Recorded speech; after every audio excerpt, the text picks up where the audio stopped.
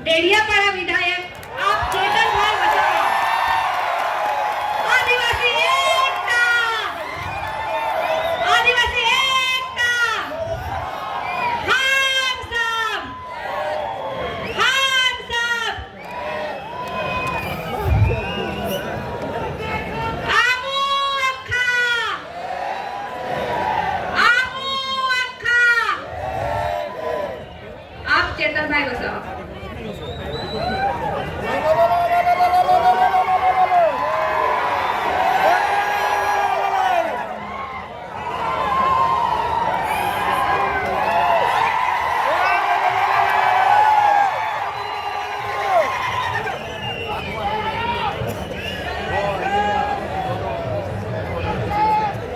तैतीसवां आदिवासी सांस्कृतिक एकता महासम्मेलन में देश के विभिन्न राज्यों से यहाँ उपस्थित हुए सभी पदाधिकारीगण, वडीलगण, माताएं, बहनें, युवान साथी, सबको मेरा जोहार नमन करता हूँ। उल गुलाम जिंदाबाद करता हूँ। सबको प्रकृति की जय, सबको भील प्रदेश की जय। इस मंच से हमारे पहले जो भी वक्ता आए हैं उन्होंने बहुत अच्छी अपनी बात रखी है। ज्यादा बात मैं नहीं रखूंगा। काफी सारे एमएलएस बैठे हैं, हमारे साथी मित्र राजकुमार जी बैठे हैं, तो उनको भी हमको सुनना है, तो ज्यादा बात मैं नहीं रखूंगा। लेकिन साथियों, हमारा इतिहास गौरवशाली इतिहास रहा है। जब से ये धरती पे मानव सभ्यता का अस्तित्व हुआ, मानव सामाजिक और मानसिक शारीरिक मनुष्य का विकास हुआ, तब से आदिवासी इस धरती पर है। आदिवासी यानी आदि अनादिकाल से बसने वाला, उसको हम आदिवासी कहते हैं।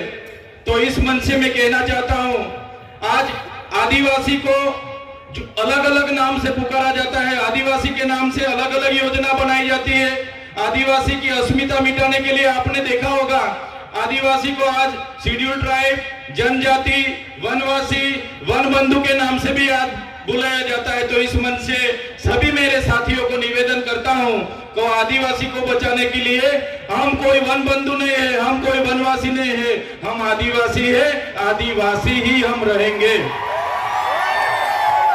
साथियों, आदिवासी का इतिहास डॉक्टर जीतू भाई ने बताया कि 23,000 साल से यहाँ आदिवासी रह रहा है।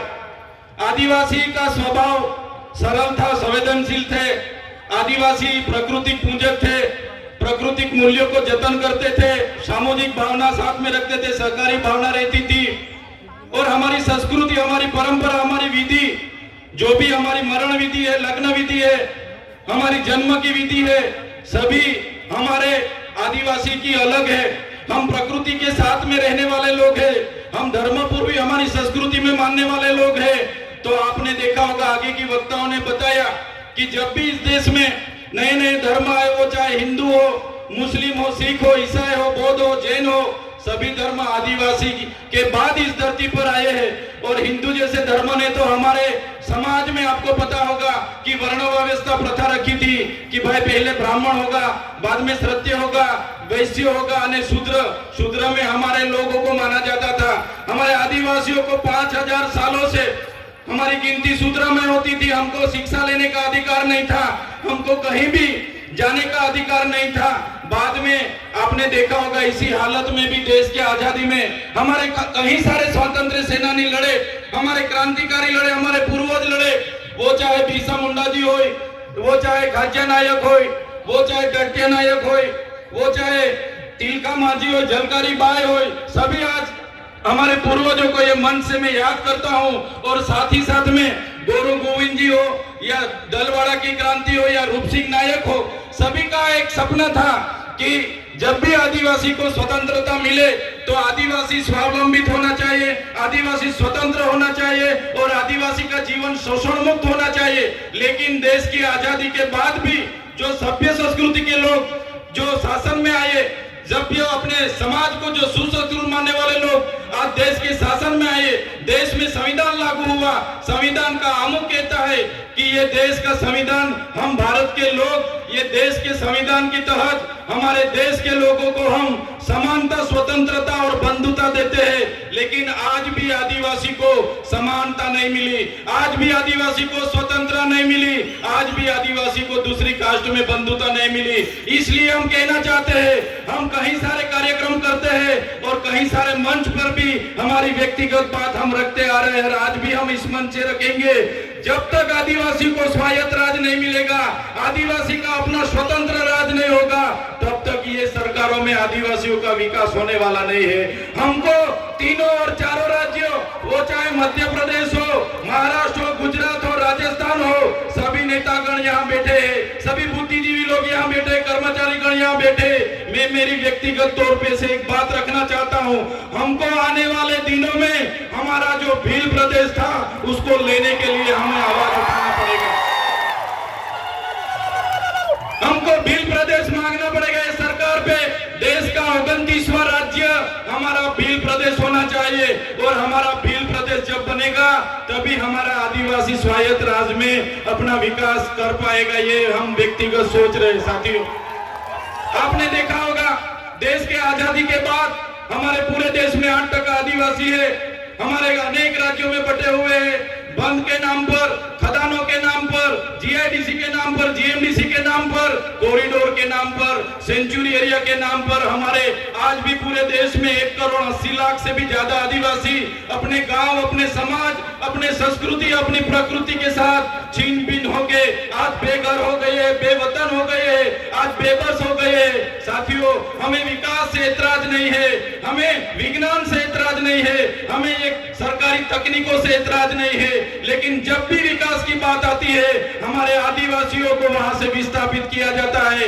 वो चाहे बांध हो, खनिज हो, जीएमडीसी हो, जीआईडीसी हो, कुछ भी प्रोजेक्ट नहीं आते, हमारे आदिवासी को टारगेट किया जाता है। और हम जब भी सरकार के खिलाफ आदिवासियों के लिए आवाज उठाते हैं तो ये सत्ता में बैठे हुए लोग पुलिस का दुरुपयोग करके, उनके सत्ता का दुरुपयोग करके हमारे जैसे युवाओं को दबाने के लिए जेलों में डालते हैं।